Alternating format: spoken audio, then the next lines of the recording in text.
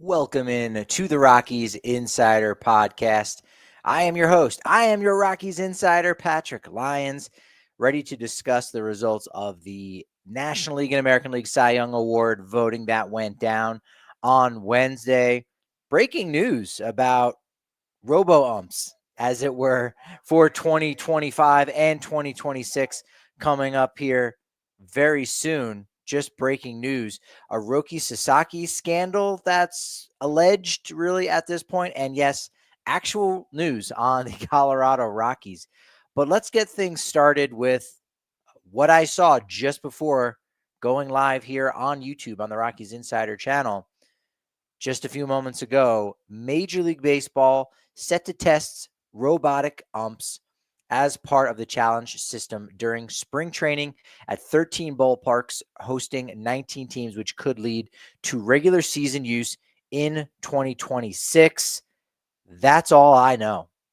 So, robotic umpires or robot umpires are not actually robot umpires. It is just the ABS system, the automatic ball strike system that has been used in the minors now for the last couple years. You've seen it in the Arizona Fall League down with a lot of these facilities in the Phoenix area, which is where I imagine most of the robo umps are going to be utilized and given the big leaguers an opportunity to experience that. Most of the people that are playing these games in spring training have already experienced the ABS system in some form or another, either because they had just recently come from the minor leagues or they still are minor leaguers. Keep in mind, in spring training, the starters, the big leaguers, typically for the first week or two, they might have 2 at-bats tops. They don't stick around very long, usually about half the game, maybe 2/3.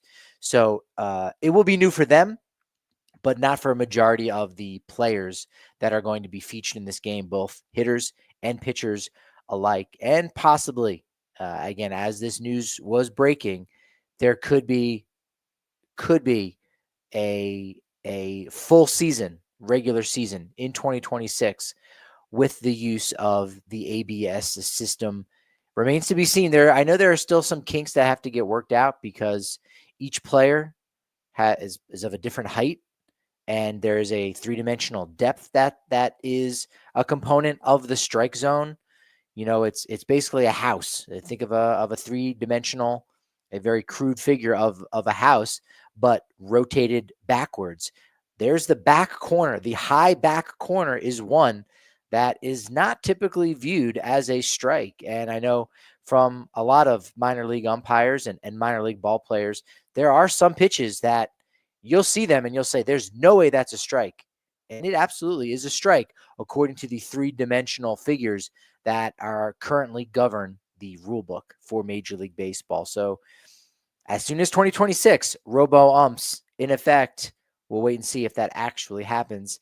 And another wait and see, Roki Sasaki.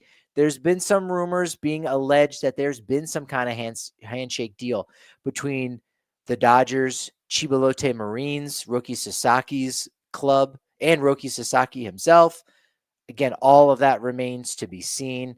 Joel Wolf, the agent for Roki Sasaki, did tell Evan Drellich of the Athletic that, quote, while a bunch of executives who should know me better and do a lot of business with me insult my integrity by insinuating that I would be a part of some type of nefarious agreement, in reality, this is just poor sportsmanship. So it still remains to be seen where Sasaki ends up in 2025. Commissioner Rob Manfred did come out and say that more likely than not, as I had suggested a couple weeks ago in the Roki Sasaki conversation, a full podcast, 20 minutes, just talking about the 23-year-old flamethrower, that Sasaki is going to wait until January 15th before he puts pen to paper, because right now, $2.5 million roughly is what he could make as an international free agent. Coincidentally, the Dodgers are amongst one of those teams with the most money. But if he waits until January 15th, which is the start of a new international signing period calendar, now every team, their dollar amounts reset and they can go back and spend. They can actually go out and acquire more international bonus pool money. That was one of the things I suggested of why every team is in the mix. You can still acquire up to 50% of what your bonus pool is. So a team like the Rockies, who are going to be around $7.5 million starting January 15th for their bonus pool, they could acquire another 3.5+ million to get themselves over the $10 million mark to offer Roki Sasaki. The Dodgers on January 15th can only offer about $5 million. They and the Giants have the fewest amount of any team's international signing bonus pool money. So Sasaki is already going to be taking somewhat of a haircut when it comes to the contract. I think a lot of people would have expected a young player with his skill set to get on an open market, but it's not an open market in the typical sense of things. And so Sasaki is going to want to be with an organization that is going to be winning and is going to give him the best chance to continue to develop at the major league level and give him certain opportunities that other organizations cannot. Also, we've got not breaking, but we've also got coming up soon, it will be breaking, the MVP awards for the AL and NL. In the American League, Aaron Judge, Bobby Witt Jr., Jose Ramirez are the finalists. The only question is, will Judge be unanimous? I could see somebody possibly giving Bobby Witt Jr. a vote. Could you see somebody doing that in the National League with the kind of year that Shohei Ohtani had? 50-50. We have never seen that before. We have also never seen a DH win the most valuable player award. Look, if you want to go back and retroactively take any player and say, you no longer have to play defense, we're just going to have you hit, is that player going to be able to go 50-50? Could Francisco Lindor have gone 50-50 this year if he didn't have to play shortstop for the New York Mets? I think you could make the case, especially after seeing what Shohei Ohtani did. So we'll see what happens. We'll get that word here very soon if Ohtani is a unanimous MVP or not. He definitely will be, just as Judge definitely will be MVP. Ohtani, Lindor, and Marte.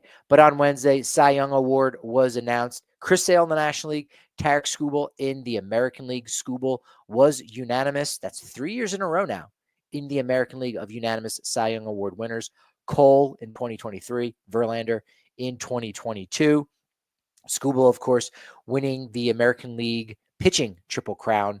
Most wins, lowest ERA, and most strikeouts. Seth Lugo finished second, and Emmanuel Clase of the Guardians was third. Clase, this is the highest finish for a reliever in either league since Francisco Rodriguez K-Rod in 2008 for the Angels. Skubal and Lugo were the only two featured on all 30 ballots. And both Kansas City writers, I find this to be interesting, had Seth Lugo third. So you talk about being an anti-homer. Hey, those journalists ultimately decided, we saw this guy as being the third best pitcher in 2024. Despite the fact that everyone else saw Seth Lugo as being the second best. One of the KC writers actually had Cole Reagans at 2, Lugo's teammate on the Royals, with Lugo at 3.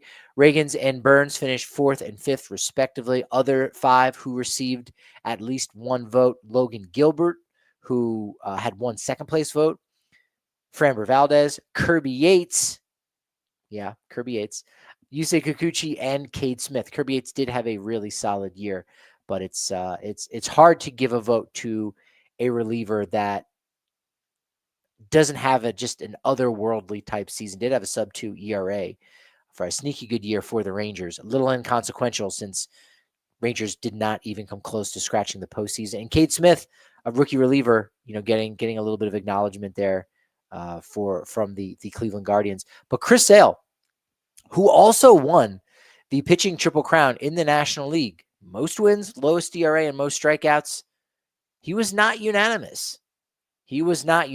Zach Wheeler got 4 first-place votes, but a first Cy Young Award win for Chris Sale, who becomes the 6th oldest at roughly 35 and a half years to ever win the award for the first time. And in many ways, I would consider this the most improbable Cy Young Award win for any starting pitcher.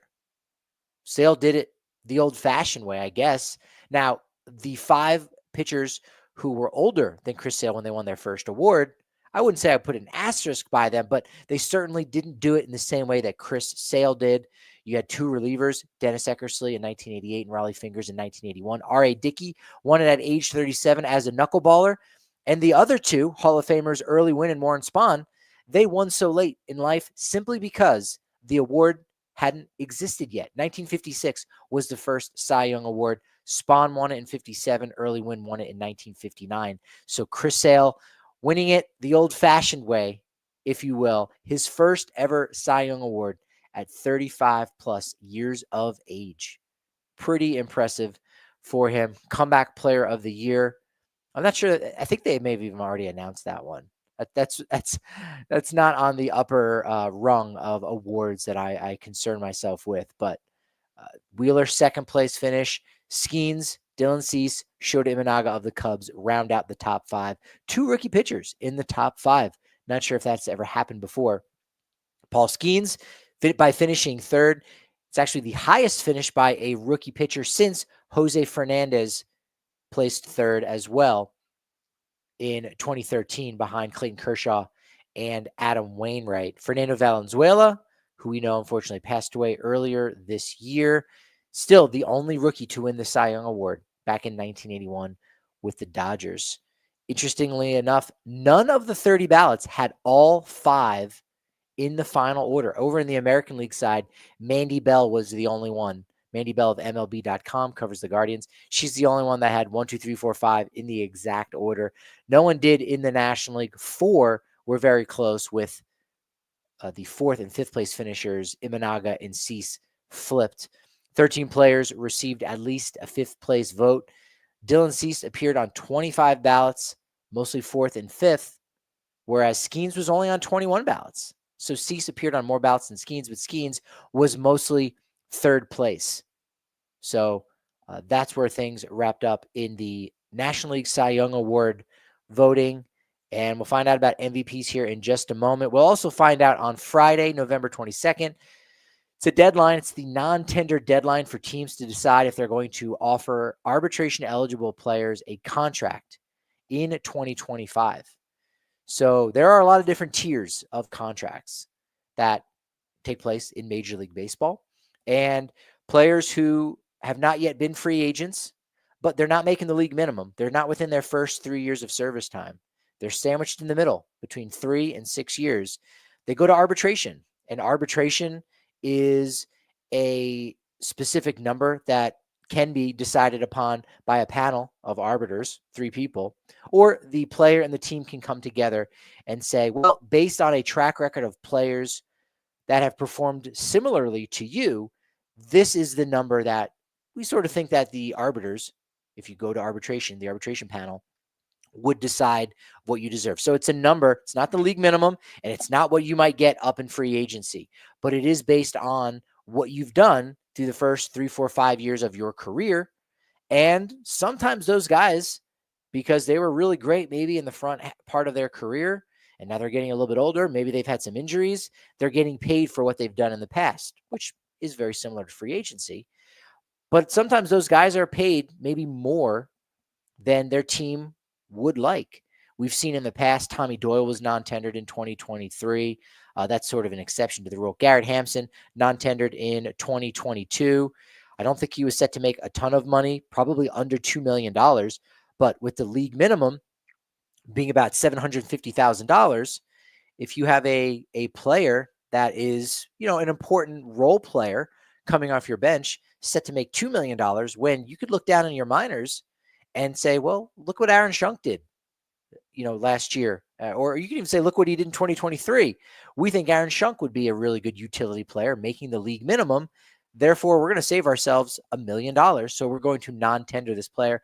That's what happened with Hampson in 2022. And then in 2020, it was Chichi Gonzalez, and a lot more famously, David Dahl was non-tendered, partially because what he was going to be making in arbitration was perhaps a little too rich for the Rockies' blood. We've seen what they've paid for some of their homegrown players as they've gotten older. We've seen how they've spent their money in free agency, and you could argue that David Dahl would have been a better investment. But nevertheless, the thing that made that so notable, I think, was partially because David Dahl was an all-star in 2019. And then in 2020, all of a sudden you cut bait from him altogether to make him go away. So there's not a ton of Rockies right now on the cusp of getting non-tendered, but there's some names that if you go to MLB trade rumors, they've been floated out there as possible non-tender candidates. They already got rid of someone like Jake Cave and Peter Lambert, who would have been non-tendered. They're already gone. But these are players that are probably getting, more than they would in free agency. But for the Rockies, a team that has now lost 100 games 2 years in a row and is going to be fighting to not lose 100 games for a third year in a row in 2025, they can sort of afford to overpay some of these guys. There are also 4 names that have been on the trade block that have been really rumored to be 4 players that the Rockies may look to trade, partially because of their contract of how much it's valued at, and because the fact that most of them are going to be free agents after this year. So if they're not a part of the plan for 2026 and beyond, there's really no reason to keep that player around. Now, I think the Rockies would argue, and this is pretty much what they've done throughout their entire history, and they've certainly done it since they lost a lot of relevance in 2019, is that, well, if we get rid of this guy, we're going to be even worse. And we're going to have to expose some younger players to playing time that they might not be ready for. And we would rather keep this guy around than to see if we could try to get some chips for the future. And that looks particularly looks like a particular poor choice when you consider the fact that they still have lost 100 games the last 2 years with a general plan of attack of wanting to hold on to certain veteran players that maybe were getting more than they should have in arbitration and not trading guys just before they were reaching free agency to try to maximize their value. Because being a contender means having your window of contention open at the same time. As I've said before, you take the greatest players in Rockies history, you assemble them on one team, and they win the World Series. They're probably going to the World Series 3 years in a row. They're winning 2 out of 3 years. And again, we're talking about an outfield of Larry Walker, Dante Bichette, and throw Preston Wilson out there, Carlos Gonzalez, Brenton Doyle, the greatest players in Rockies history, Charlie Blackmon, Tulo at shortstop, LeMahieu at second base, throw Eric Young Sr. there, Nolan at third base, Jeff Cirillo had a couple of really great years, Todd Helton, Andres Galarraga. If all of those guys are on one team at the exact same time in their prime, that team is going to win a lot of World Series. They're going to the postseason every single year. But the reality is those guys are various ages. They came around at different times. You can't do that, right? But if you can navigate as many of those quality players together on the same team for multiple years in a row, that gives you a better chance to win. That is why the 2017-2018 club went to back-to-back playoff appearances and why they occupied the second and final wildcard spot in 2019 in the month of July. They were that close to going to the playoffs 3 years in a row. And that was because they had such a great squad that were all together at the exact same time. If you put together the best players on the Rockies from 2021 to 2024, 4 of their worst seasons ever, and you cherry picked the best players, that would be a playoff team. But the bottom line is those players that you would be cherry picking, they never played together all at the same time. Ezekiel Tovar and Trevor Story never overlapped. Same thing for Brenton Doyle and John Gray, never overlapped. But if all of those guys were together at the same time, that is when you get good. And you don't have enough players right now. You haven't had enough players since 2021. Since the trade of Nolan Arenado, the Rockies have not had enough quality players to be a postseason contender. That doesn't mean you should quit and give up, because I know that's been a debate that's been out there.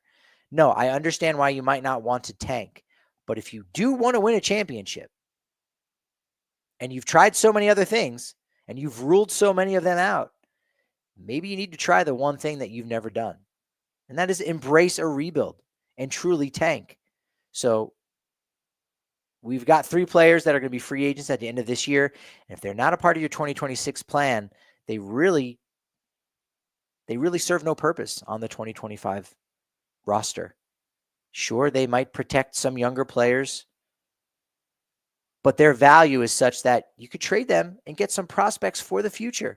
And you could still turn around and replace that output with a cheaper, more affordable veteran who's maybe in their early to mid 30s that you sign to a minor league invite and they end up making the opening day roster. It saves you $4 million or more, depending on the player we're talking about. And when you made that trade, you acquired a prospect on top of that. So you saved money and your future got a little bit brighter. That's how teams do it. That's how teams win championships and get to the postseason. Window of contention. You got to have a good group of players together at the same time. Rockies don't have that group just yet. Brendan Rodgers, 1 year left. He's going to arbitration, or rather, he's arbitration eligible for the final time this year. $5.5 million is roughly the figure he's at. Is that a little bit rich? Could the Rockies replace him for less money? Perhaps. Other teams could acquire players that are going to be making less money than a Brendan Rodgers. So trading Brendan Rodgers does become tricky because other teams are going to look at him and say, we could replicate that offense and that defense in a much cheaper way. Austin Gomber, $5.6 million roughly. Cal Quantrill, $9 million from all that work he did in the early part of his career with the Cleveland Guardians. Very rich. Again, you saw what he was able to do for a majority of last season. Very good. I think he was a really important guy to have around in the Rockies rotation, especially for some of those younger pitchers on the staff. But again, if he's not going to be around in 2026 and beyond, because he becomes a free agent after this year, and I get the sense that he'd rather go try to win a championship somewhere else and maybe take a little bit less money than to stick around with the Rockies, maybe you can see if you can get something for Cal Quantrill, especially considering how much deeper the rotation is right now for the Rockies. They've got about a 6-man rotation right now, assuming you feel good about Marquez and Senzatella being healthy for the full year. And that's not even including any of the prospects out in AA and AAA. A lot of depth right now for the Rockies. And then Justin Lawrence set to make about $1 million. So only a little bit more than the league minimum. So you'd really be betting on the fact that you could turn him around just a little bit and get him back to where he was in 2022 and 2023. Jacob Stallings, the other big news and the big move this week, goes down on Wednesday. Jacob Stallings comes back. Mutual option for 2026. He had a mutual option for 2025. He declined that option. It earned him a $500,000 payout, but he's coming back for 2025 at $2 million.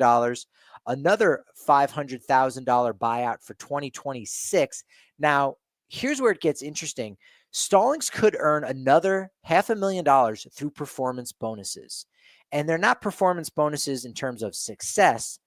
It's performances in terms of games played. So if Stallings next season plays 80 games at catcher, he's going to receive another $150,000. If he plays 10 more games and gets to 90, another $150,000. And if he gets to 100 games at catcher, he's going to get $200,000 on top of that. So the mutual option, or rather the performance bonuses, could bump things up another $500,000 with that mutual option for $2 million in 2026. So the Rockies are ultimately betting on themselves to give a bulk of the playing time next season to Hunter Goodman and Drew Romo. That's the bottom line. They're banking on giving tons of playing time to Drew Romo and Hunter Goodman. Because if they don't, the performance bonuses in Jacob Stallings' contract is going to come out of their pockets. So if the Rockies don't throw Stallings out there for 80 games or more next season. That's basically what their plan is, right? If they don't follow that plan, and they give a ton of playing time to Jacob Stallings, 80 games or more, 90, 100 games, not only would they be shooting themselves in the foot by taking playing time away from a Hunter Goodman, a Drew Romo, but they would also now be charged with a Stallings tax of up to $500,000 when they're already pretty cash strapped. Easy for me to say. Rockies did make a minor league signing last week. I was waiting to talk about this. Now it feels like a good time. Jack O'Loughlin, an Australian left-hander who actually made his debut last year with the Oakland A's. He signs a minor league deal with the Rockies that does include an invite to big league training camp. Jack Tihaki O'Loughlin, full name. He actually signed at 16 years old as an international free agent with the Tigers, had pitched in the Australian Baseball League that winter as the youngest starter in the league, pitched for the Adelaide Bite. They actually have a sneaky good logo. It's like a shark bite. Makes sense. That was his hometown team. Made his pro debut in the States in 2018 in Connecticut. So he's got those roots where the Hartford Yard Goats play. Did not play baseball in 2020 because of the pandemic. Did pitch last year in 2023 in the World Baseball Classic for Team Australia. Ultimately topped out that year with Detroit in AAA. Made 18 starts with the Mud Hens, pitching to a 4.78 ERA. Was a minor league free agent last year. Signed with the Athletics. Did some relieving as well with the AAA Las Vegas A's. And then made his big league debut on May 26th, 2024. Only got in 4 games, but did throw 9 2/3 innings pitched, 4.66 ERA, 36 Australian-born player to appear in the majors, and he could become the second Australian in Rockies history. There's only been one other, Mark Hutton, 8 games back in 1997. Hutton, interestingly enough, was acquired from the Marlins at the 1997 trade deadline for Craig Counsell. That's right. After only 4 games with Colorado between 95 and 97, so over the course of 3 years, Counsell was pretty much just relegated to the AAA Colorado Springs Sky Sox. He hit .335 with the Sky Sox that year in 97, got traded to the Marlins, turned 27 years old, and then ended up batting .299 for the Marlins, won a World Series that year as a rookie, and he would play for 15 years. Just needed an opportunity, finally got it at age 27 from the Marlins, thanks to that Rockies trade where they acquired Mark Hutton, and Counsell also would win a World Series ring with the Diamondbacks in 2001. He won the NLCS MVP that year, had 1,200 career base hits. So I think that has to go down as one of the worst trades in franchise history. Certainly, the Rockies didn't give up an all-star, no. And sure, I don't think it's fair to say, oh well, look at what he's done as a manager. That has nothing to do with him as a player and the Rockies trading him. But still, they ended up, not giving an opportunity or just not seeing that Craig Counsell had that potential in him. Goes on 15 seasons, wins 2 World Series, 1,200 hits for a guy they just cast off for 8 games of Mark Hutton. So probably one of the worst trades in Rockies franchise history. But as we know, not the worst. At Patrick D. Lyons, MLB on Twitter, Blue Sky, Threads, TikTok, you name it. Rockies Insider as well. Make sure you're going over to the channel to watch all of those videos on YouTube. Appreciate you joining me. Appreciate you giving me a plenty amount of momentums. That's right. I'm pluralizing the noun.